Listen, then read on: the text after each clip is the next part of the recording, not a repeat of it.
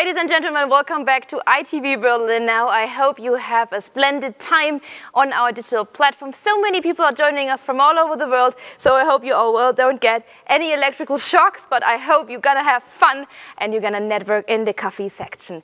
Our slogan of the ITB Berlin Now is Rethink, Regenerate and Restart, Tourism for a Better Normal. So this is really the slogan and the motto of this year's ITB Berlin Now in the digital space. A warm welcome to all of you. We are heading now into the next track and heading into the e-travel world. E-travel is a topic of the past 10 years at the ITB, but what's really the future of the travel and of digital traveling? And of course, the main question remains, does virtual reality really help to promote destinations and their attractions? We're gonna head over to the track operator and the track moderator. The stage is all yours, Miguel, Flecha.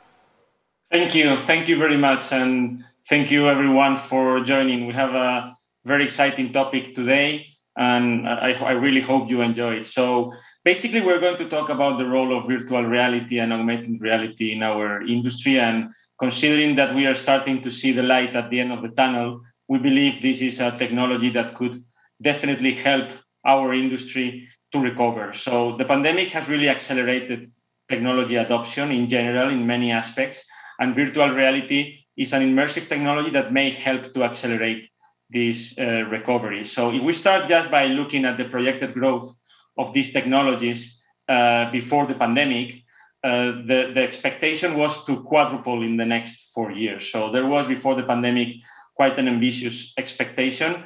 And virtual reality obviously will never replace traditional travel, but we believe it will be an important tool in helping to accelerate this recovery, as VR can play a key role in the early stages of the booking process, from dreaming to planning, even through to booking, and why not, could play a broader role throughout the rest of the traveler journey.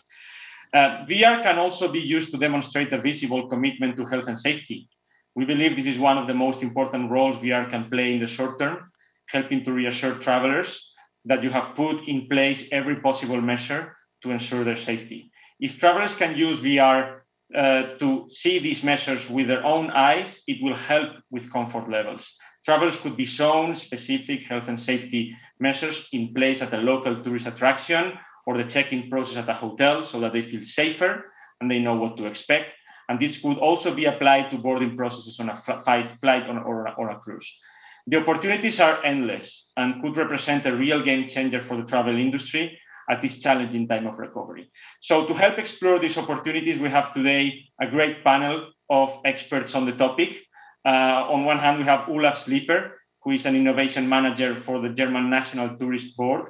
We have Mateusz Mierzwiński as the CEO and founder of Local Bini, and Vladimir Varnavskii as the CEO and founder of Vresorts. So before I start with the questions, I would like also to ask you to post questions in the tool, in the system if needed. You can also reach out to the panelists at the end of the session.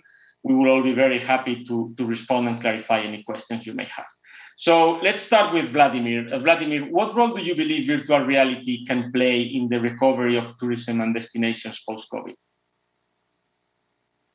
Hello, that's a very, very nice and important one. So I think we should just think about what is the travel world now, like post-COVID or like late COVID travel world. And you can definitely see that now travel, especially international travel, is a big deal, right? So why it's a big deal? Because people didn't travel for a while. So they're less, it's, less familiar, it's less occasional activity. So, and now people go for a bit longer, especially internationally. They even, like I see some people going with big families because they're afraid to be separated. Once another lockdown, at least, we're with kids and everyone. So, and, with all that said, we have more expensive travel overall, right? And, with travel being a big deal, more expensive, people suddenly start thinking way longer. So the decision-making is different already, and it will be different for a while, right? So now, I used to fly 120, 130 flights a year. For me, it was just, like hopping on the bus, selecting the hotel. It was very easy, right? So now people think about it's a long shopping process, right? And if you look at VR, it's an amazing opportunity just to learn more, right? It can be more time consuming, but people are eager to invest this time to make a right choice in this big deal situation. And we already see it on our booking platform, which we launched last year. So we have full virtual reality booking platform where people can go and choose hotel and complete the booking.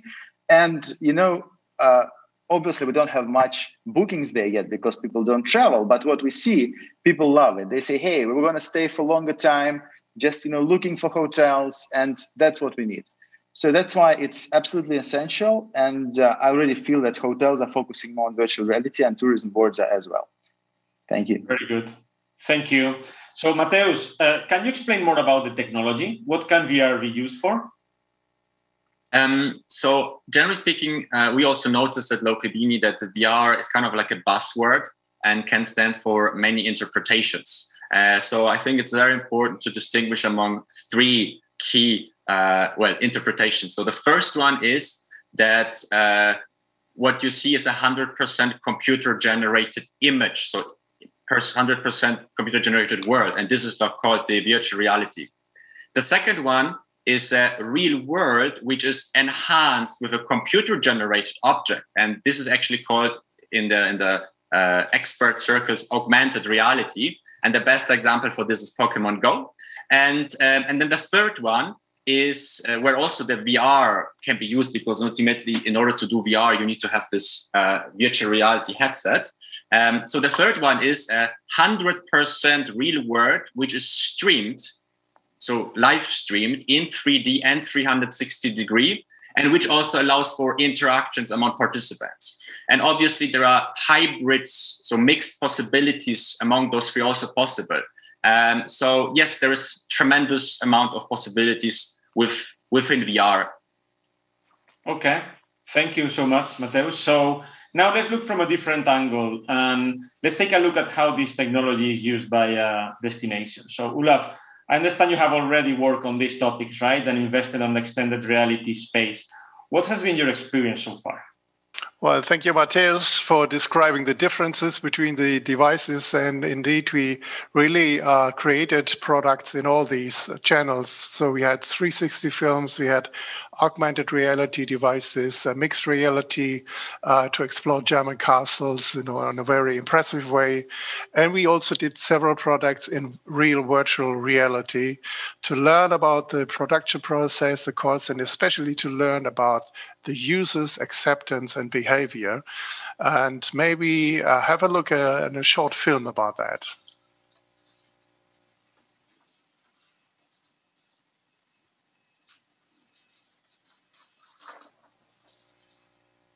Can we see the film, please?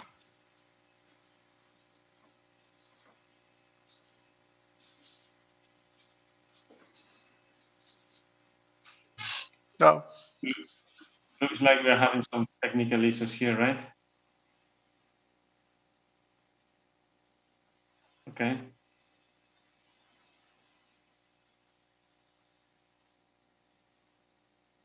Okay, no problem. Anyway, so we learned many lessons about the power of the different tools addressing our partners as well as addressing customers, and the power of presenting destination with these new tools. What we see for many people, for most of the people, all these devices are new. Most people do not have VR glasses at home and are not so familiar with augmented reality. It's all on the way, but it's very powerful. That's what we are convinced about. And consistent monitoring of user acceptance and experience, that has provided valuable insights for us for future projects. So you have to be much more customer-centric in the production than with other devices you know from communication like websites or normal films, whatever. Okay, thank you very much, Olaf. So now at this stage, I'm sure that many people in the audience are wondering about the cost, right? So given the economic impact of COVID in our industry, deciding to invest in a new technologies is quite a big decision, right? So I don't know, Vladimir, if you have a view on what are the monetization and ROI opportunities of the virtual reality technologies. Oh yeah, absolutely. I'm happy to share. So then, if you are thinking about virtual reality content investment, software investment, so I think it's the ROI comes from two sources, right? So, and it's both B2B and B2C. So if you're looking at B2C, right? So the customers, the guys who are just coming to your hotels, the guests.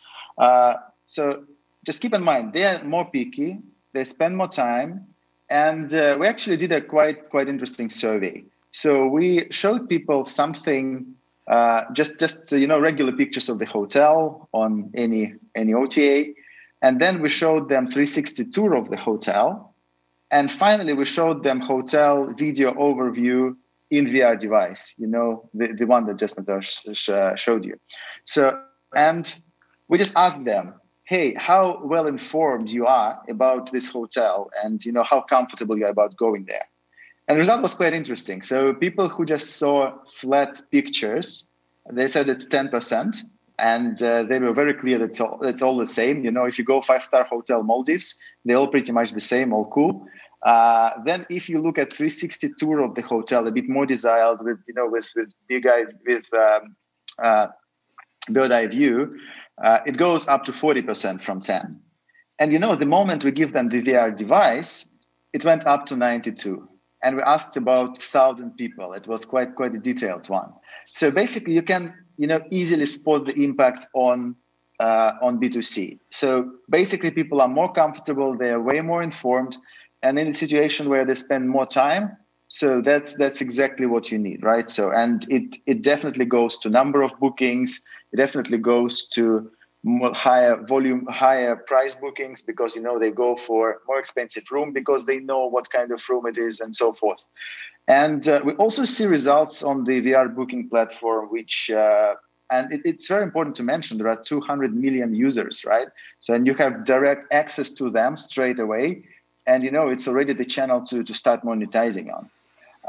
And speaking of B2B, that's another angle, which, gives you ROI as well.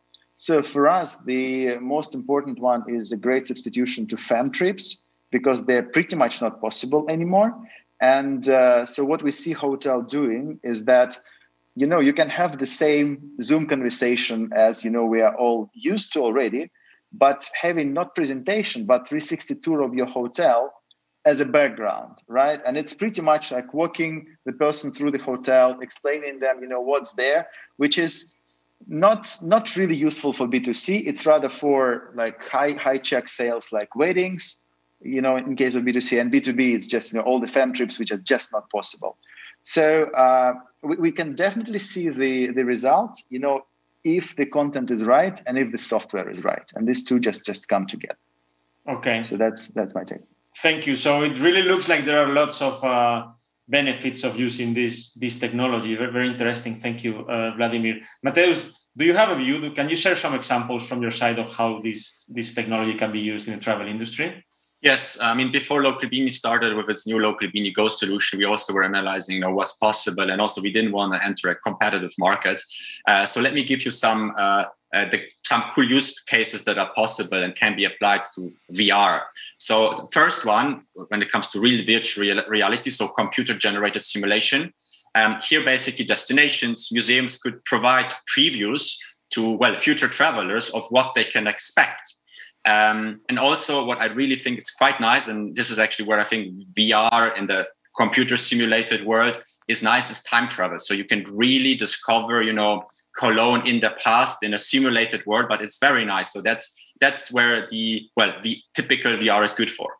Then for the second use case, which is the enhanced world with computer-generated objects, I think this is also nice because, let's say you're standing in front of a monument, you can hold your mobile phone, and then it shows you in front of the monument, okay, it was built in this and this year, and it stands for this, right? So this is also a quite nice thing.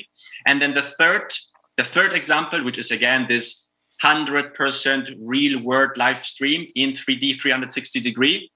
Here, basically, participants can participate in a tour, an activity, an experience from anywhere in the world via this live stream, and also interact with the host. And actually, at Localbini, we are soon starting an official collaboration with a UNESCO heritage organization. So I'm very happy that we can announce it soon. But I think the ultimate key, and this goes back also, to does this have a future?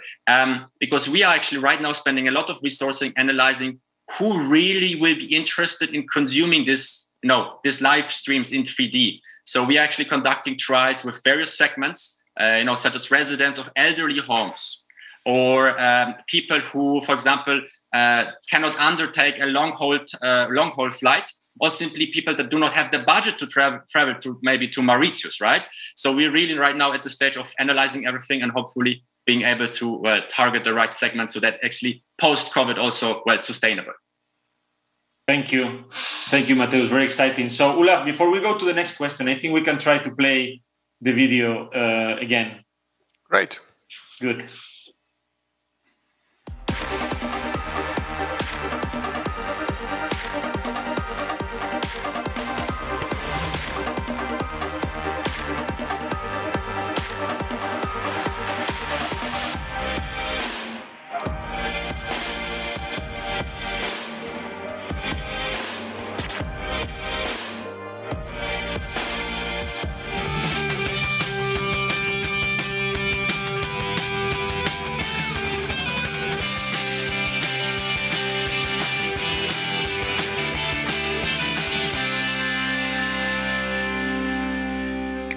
Alexa, start German broadside.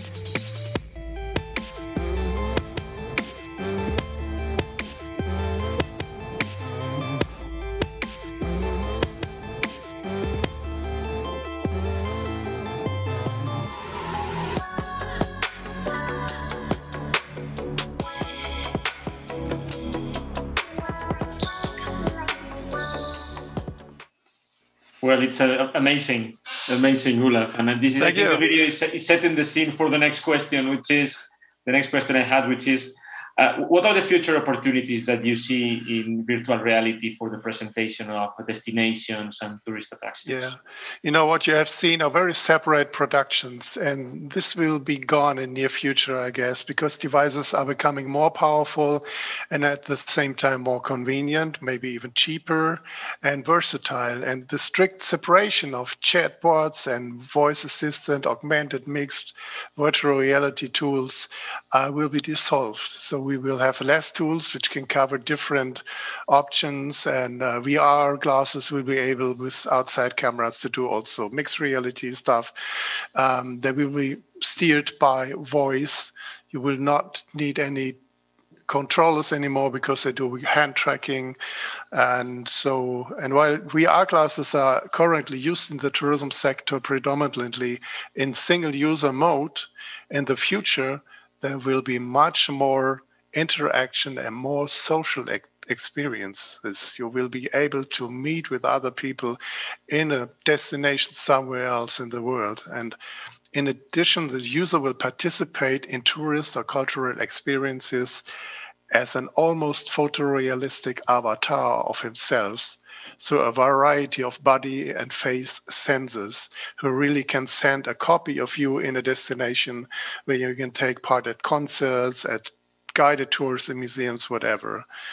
And in addition, the user will participate in shows and guided tours, as I said, and conferences. I think for conferences, this is really huge to be a realistic part of a conference somewhere in the world, although you are sitting at home being a copy of yourself in virtual reality. And this is not far future. This will appear quite soon. And if it comes to augmented reality, what has been addressed by Mateusz already, the big players like the telephone companies like Facebook and Apple are rolling out very interesting augmented reality devices in the next 2-3 years with huge power to get to know destinations by using powerful 3D mapping by Microsoft, for example, added by geolocated and cloud-anchored information. So you get rich information even before you start your journey. And if you're in the destination, you also get additional information through your VR glasses, which pretty look like normal glasses in the near future. That's amazing. Very exciting.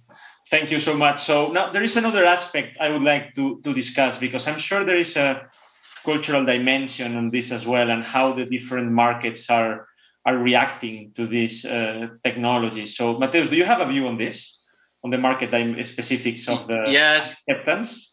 I think actually, yes, there will be many factors that will play into whether the market will accept the technology because, first of all, the cost of the potential device, the accessibility, also the demographic information about the segment, about the users, but also, such a social economic environment may have an impact on the acceptance. Let me give you an example. For example, Americans have a little bit less holidays than Europeans have. So for them, traveling to Europe takes time, right? So would they really travel to Europe to discover a museum, or could actually they appreciate a lot to have the possibility to experience the museum in, let's say, St. Gallen or Berlin or Frankfurt in a live stream maybe, or in a VR world.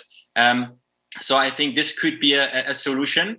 But I personally think that this device that I just showed before, this is still a little bit too clumsy, and I'm not sure if people will really accept it. So I'm pretty sure that again, VR buzzword with the different interpretations will have a future, but maybe the device that is used to participate in those VR experiences or VR events may be different, or it will evolve. And I think that also goes hand in hand also with what you said, Olaf, right? So, yeah.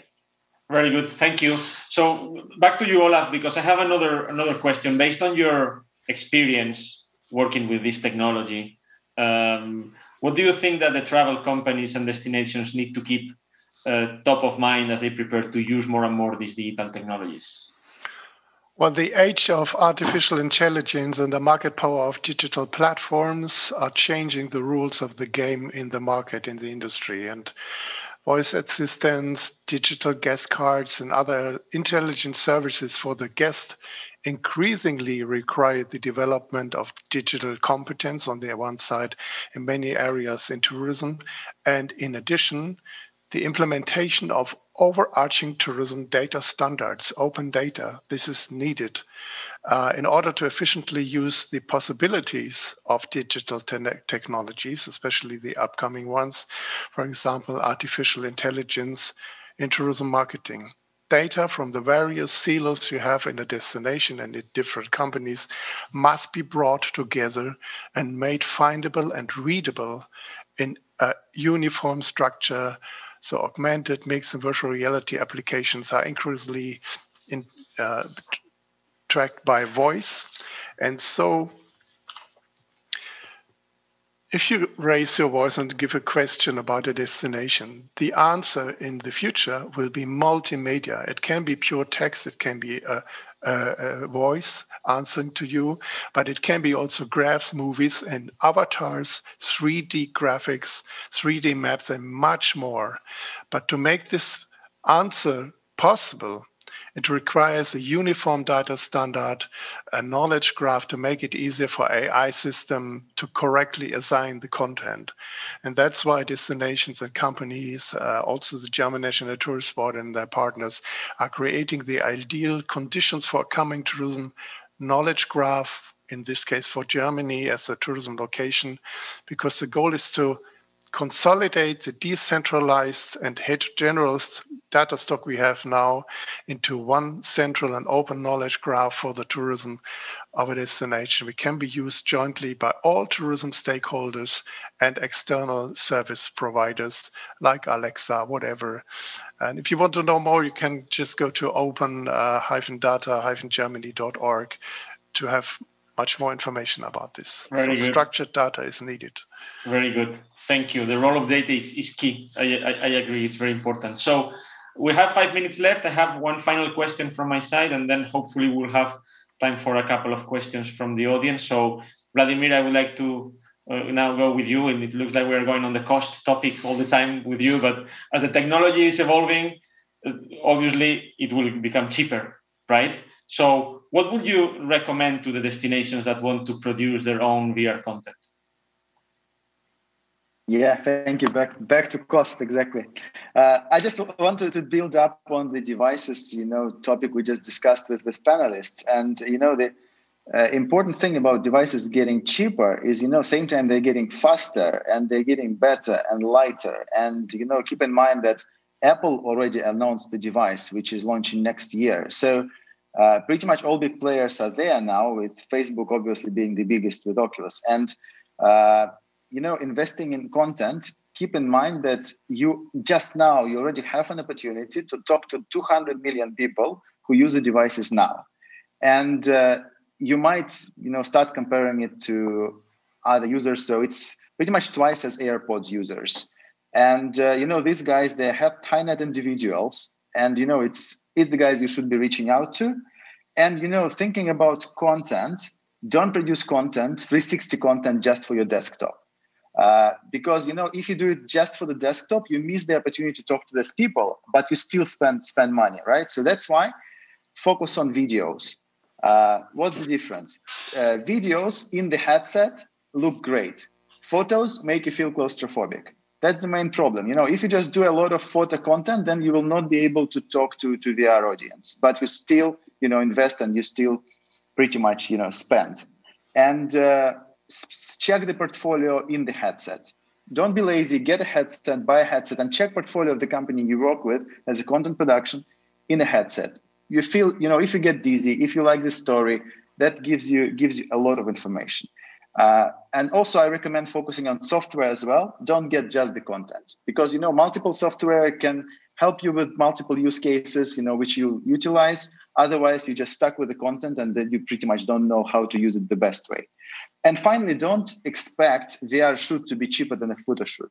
And people sometimes, spend like $15,000-$20,000 for the just photo shoot, and then they kind of want to get VR for 3 or 5. So kind of, you should understand this, artwork involved, everything involved, experience. It's not only about the technology. It's about people who do the story and production. Agree. Thank you. Agree. Okay, thank you. So now let me go through the questions from the audience for the 3 minutes that we have left. So the first one is for you, Vladimir. So VR has been out there for a while as a technology, but never actually kicked in. Why now will it be interesting for hotels and destinations, especially after COVID? Okay, a few things here. So first, it's already big. So 200 million people is I think it's already kicked in, right? And then you see, just look at, investment, which the companies are doing. So it's Facebook, it's Huawei, it's obviously Apple now. So you can see, it's just, just look at and buy a device yourself and see how cool it is. It will take a bit of time, but why now? Because people want more confidence, and VR is a great way to show what you have. Okay, thank you so much. So then I have another question. So anyone from the panel can answer, and I think it's a great question, and it's somehow related with what you were saying before, Vladimir. The question is, how far do you think we are from a future where VR and AR are the main property showcase media instead of photos and videos? So when is VR going to replace, not entirely replace, but when is it going to be so present in the market that will somehow replace photos and videos? I don't know, maybe Mateusz or Olaf, if you have a view on it. As I said, as I even know, that the big players are rolling out the devices very fast now. Within this year, the first will start, and let's talk about 3-4 years, and then we will have the very comfortable and powerful and more or less cheap devices on the market. Even the powerful VR glasses like the Facebook Quest 2 are cheaper than many mobile phones now. Yeah. But the power of communication, it's much, much bigger. So it will not take too much time until these devices are part of our normal life. And I also, if I may add on this, I think it will be kind of also like a sudden maybe thing, because you had first a cassette for the music, then you had the CD, and then suddenly there was streaming things, right? So it was like it's happening in the background, and I think suddenly then the devices will be equipped, and suddenly, bam, there will be a change, a shift. Yeah, I agree.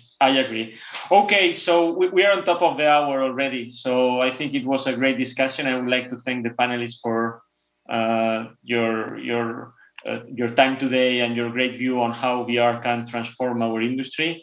Again, thank all the attendees for your time. I hope it was interesting. So if you want to continue the discussion on the cafe, please feel free to reach out and ask any questions. So thank you all, and I hope you continue enjoying the rest of the ITB event. Thank you. Thank you. Thank you for having me. Bye-bye.